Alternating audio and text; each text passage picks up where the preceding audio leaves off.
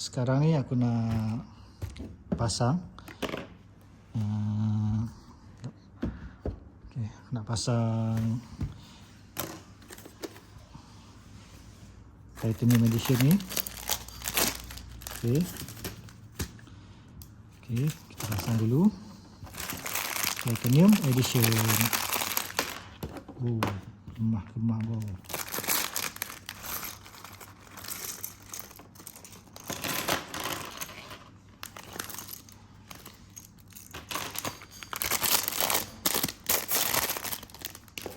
Okay.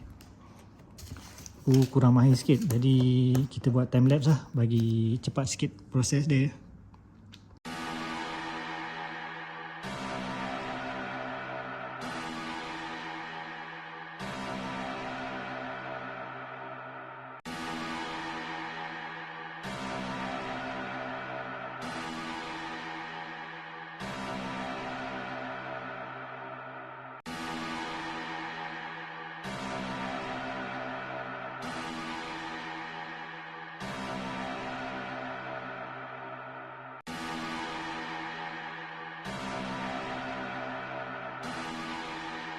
Okay, so untuk figurine orang ni nanti dah settle siap aku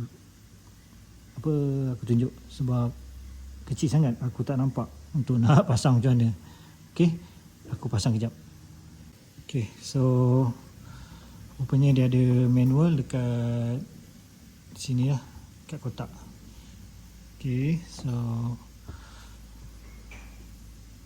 kecil gila tu. Mata aku memang tak perlu tengok betul-betul. Mata aku memang perlukan torchlight. Memang tak nampak. So aku kena pakai 2 torchlight kiri kanan, baru aku boleh pasang dia. So macam mana masuk ni?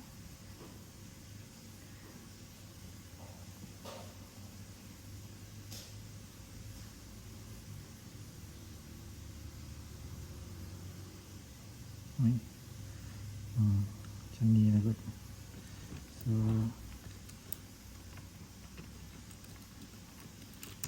okey lah.